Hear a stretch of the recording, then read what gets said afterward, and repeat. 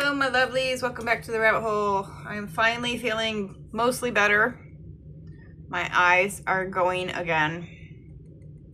So I definitely have to find a different place to live.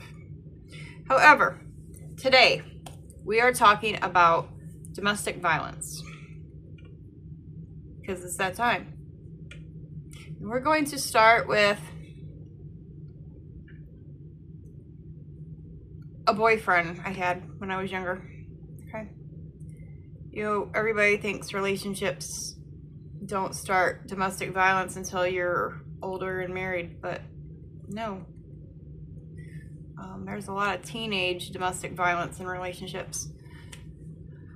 So when I was 17, I moved away from home, moved to Florida, ended up getting with this guy who was kind of weird, like he wanted me but didn't want me kind of thing. I don't know.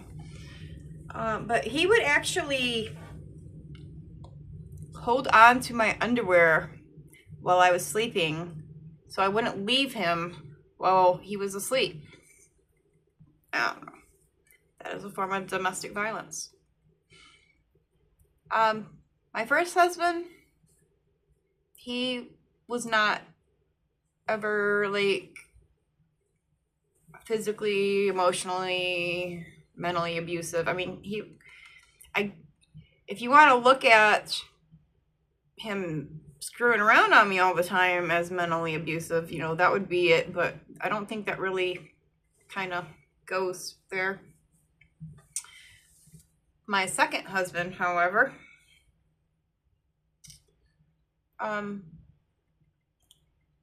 when we first met, we talked on the phone for like 8 hours, and it was a blast. I have never laughed so hard in my life.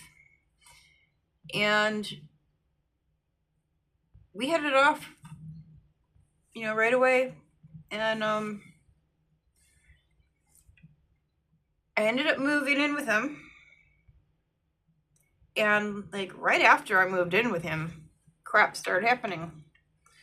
We had a guy come over to play cards with us, and after he left, I was thrown into the wall because the guy looked at me. And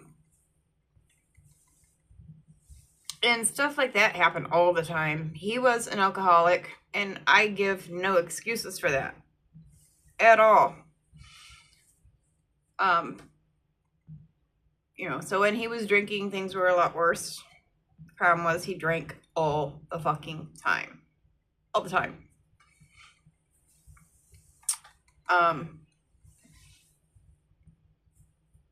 There was a time that he drove me into the country, and while driving beat the crap out of me. My jaw is still cracked from that moment. And then decided he wanted to go out dancing. So that was fun and pleasant. There was a time that he dragged me to the bathroom by my feet to have sex. So yes, you can still be raped while being married. There was a time he held me at gunpoint for 5 hours while drunk.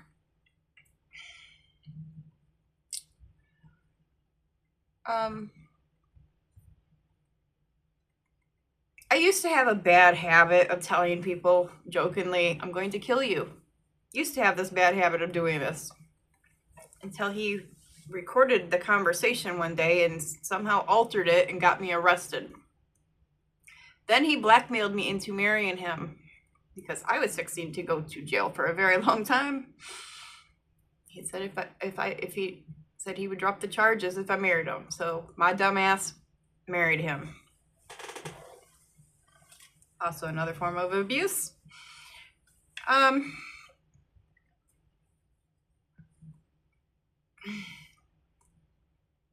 some reason he was only physically violent. Like he wasn't like I mean, it gives you kind of like a Stockholm syndrome, but it wasn't like he wasn't going around telling me I'm stupid or ugly or, you know, anything like that. Didn't make matters any better. However, yeah, he was extremely abusive physically. I see in town like once every 2 weeks. And, Cody, what are you doing? Dog. Anyway, yeah, like everybody in my family, you know, thought he was just this sweet guy. Because, you know, they do that. They make everybody think that nothing's wrong. And when you're in that kind of a relationship and you're in public, you have to act like nothing's wrong or you go home and get your ass beat again. So, yeah, it was a lot of time of pretending. You know, you pretend that you like them, you pretend to everybody else that you like them, and it's a living hell. My third husband, you know, for our first, I don't know, like 5 years of marriage was great. And then things went to hell. You know, he was a narcissistic prick to begin with, but he was mentally abusive, physically abusive. He was, you name it, sexually.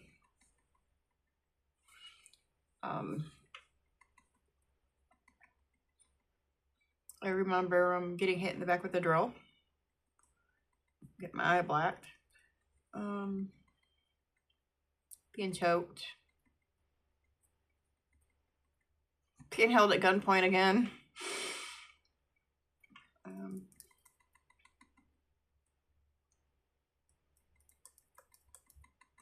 And you know, so being in these kind of relationships, everybody's always like, well, why don't you leave? You know, why don't you do this? Why don't you do that? Why don't you shut the fuck up? Okay? Because when you're in these relationships, they're scary as fuck. You don't know if you're going to live. You don't know if you're going to die. And the problem with this is, like, okay, my second husband, I left him 8 times. 8 times before I was finally gone for good. Okay? And he kept, I remember I was in a domestic violence shelter in a whole nother state. And this man called me there at the domestic violence shelter. Called over, pretended that he was my brother. And they let him through. Found me. I was in another one. And he found me because, you know, I had to go to the store. The man always found me. So yeah, it took a lot to get rid of him. And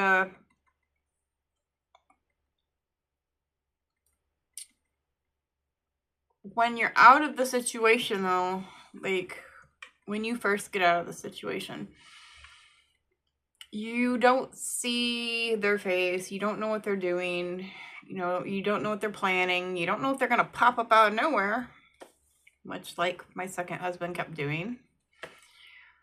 And it's scarier because when you're in the situation and you can see, you know, the person's face, you know what's coming for you, you know you're about to get your ass whooped, you know you're about to get yelled at, you know whatever's coming, you can see it coming.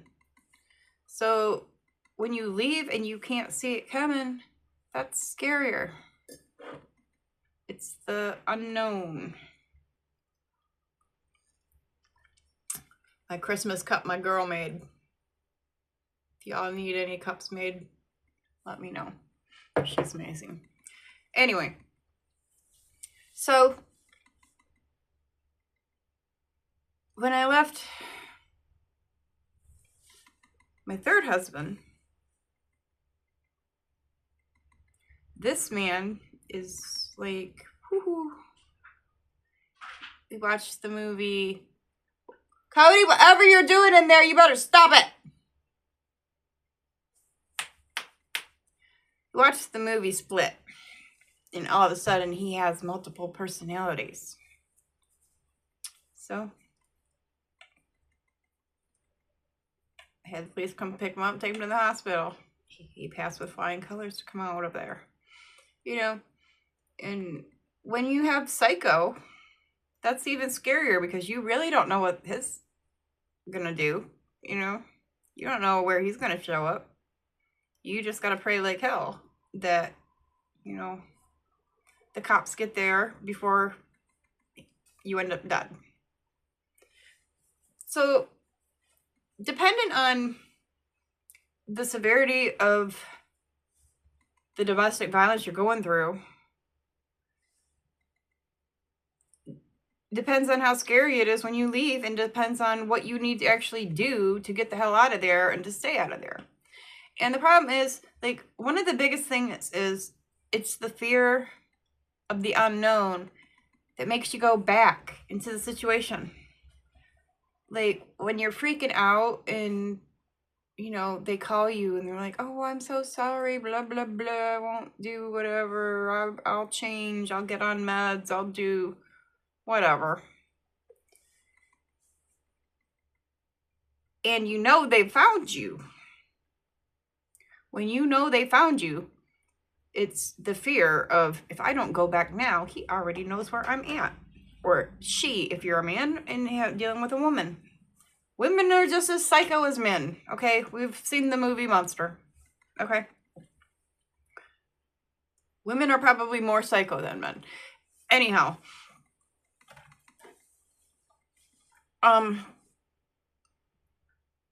Yeah, so, I mean, there's different ways of getting out, okay? My thing with my second husband, every time he went to work, I left. You know, that's when I left. When he went to work, I would clean the house and I would make muffins because I felt bad. But it's programmed into us, like, to feel bad about it. Like, feel bad about leaving the person that's kicking your ass. So that was my thing because I felt bad about it. I don't know. He said he always knew when he'd come home and see muffins on the table, I was gone.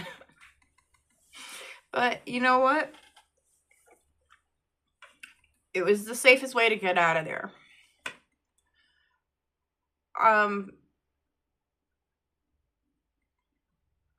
You know, if you need to sneak out a window while they're sleeping, do it.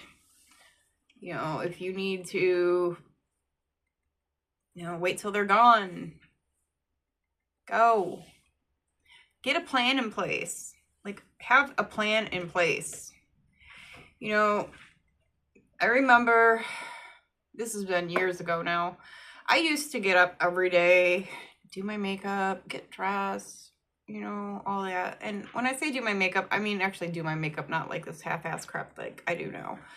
And I don't know why this looks so dark on this camera. It's not really that dark. But I remember going into my mother's, because she lived down the road, and we would sit on the porch and talk. I remember one day she asked me, are you okay? And I'm like, lying through my teeth, but I'm like, yeah, great, what's up? And she's like, well, I noticed that you don't do your makeup anymore. And I'm like, that's just because I just don't feel like it. She's like, really? I'm like, yeah, I just don't feel like it. I live in the country, you know, I own a pig farm, I'm covered in pig shit half the day. Why do it? And she was like, okay, well, if that's all it is, that's fine. And you know, I actually believed my own words in that moment. But in truth, I had gotten so depressed that I let myself go. Like, I had let myself go. And some of you know how much I let myself go. When I hit like almost 250 pounds, some of y'all should have been like, hey, what the hell's wrong with you? Anyhow. And then it's not just like that. I mean, in the end, I was drinking. I actually got down to my pre-pregnancy weight right before I left. I was down to what, a size 6? And I was drinking every freaking day. Whiskey, shots, all day long to deal with that situation. But you know what? It doesn't help. I mean, it numbs the pain of, I want to blow my head off every day, but it doesn't help the situation because you're still in it. Drugs don't help. Drinking don't help. When you're depressed, okay, see, this is the difference between depression and depression, okay? You don't need meds in that form. You need to get the fuck out of the situation. Your depression will go away. I tried meds. It didn't help, you know? It wasn't the solution. The solution was getting away from the problem. And that's what you have to do. You need to pack your shit and go. Pack it and go. Now,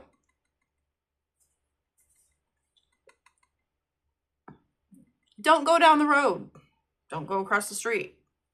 You know? Go. If you know, pick a place. Pick somewhere brand new you've never ever been. You don't know nobody. They'll get you there. You know, go to the shelter. They'll send you far away if that's what you want. And don't be afraid of going to a shelter, okay? Don't be afraid of it. These people actually help. They will help you, like, get a job. They will help you, you know, move. They will help you get a house. They will keep you safe, you know? They will feed you. They will clothe you. Everything you need, they will help you. Do not be scared of going to a shelter, especially a domestic violence shelter, because those are really good. I've lived in shelters many times. Don't be afraid of it. Be afraid that you're not going to wake up the next morning. Be afraid of that, okay? Be afraid that your kids ain't going to wake up. You know, that's the shit you need to be scared of, not the shelters. Another thing that people, especially women, are afraid of when leaving a situation is that your mental health is so bad, they'll be like, oh, they will convince you that nobody is ever going to love you. They're going to convince you that you're no good, you know, and all this. And this is where your mental health screws you. And this is the kind of thing that I can help you with on how to get out of that mindset, how to get away.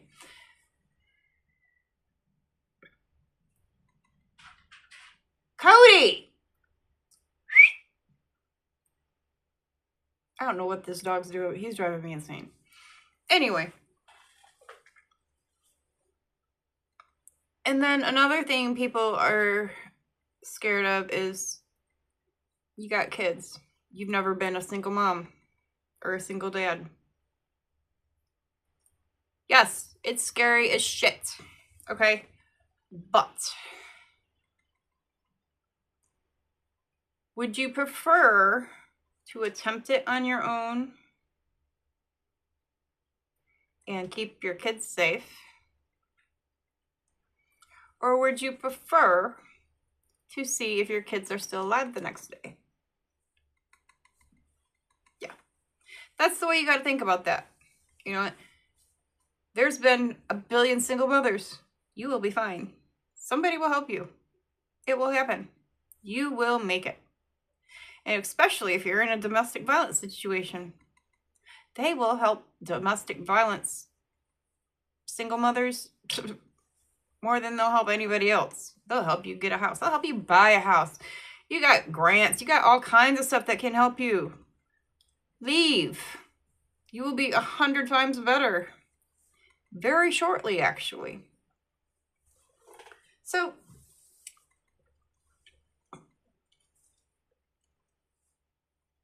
and this also, you know, growing up with parents that are abusing each other, you're just setting the tone for the next generation. that boy, that girl, whatever, is going to grow up and either be abusive or get abused, because that's what they expect from the relationship.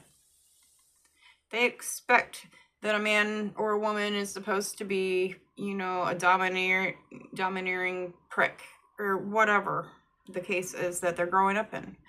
And it starts at a young age. You know, it starts at a real young age. So you really gotta care. You have to care. It all comes down to caring and love. Plain and simple. You have to love yourself enough to not deal with it, to get the hell out. You have to love your kids enough to not deal with it and get the hell out. So, that being said, I'm going to shut up because I can go on and on. But my eyes are irritating me really bad. So, thank you for watching. Thank you for liking, sharing. If you need help, please get a hold of me. There's another thing that happens in these situations, okay? And you don't want to get to this point. Every person in a severely domestic violence situation, when it gets down to that point of you feel like you have two options. You feel like either you have to kill yourself to get out of it, or you have to kill them to get out of it. That does not need to happen. Doesn't. You can do this. You don't have to kill people. You don't have to kill yourself, okay? Don't do it. Get a hold of me. I will help you with your situation. I will tell you how the hell to get out of your situation. Don't get to that point. Anyway, all right, moving on. Have a wonderful day. Thank you all for staying with me. Sorry I haven't been up lately. Been sick, so finally getting better. So I will be getting back on these more frequently. Love you all. Have a wonderful day. Thank you for sharing. Get a hold of me. Thank you for contributing to the PayPal for this channel. Talk to y'all later.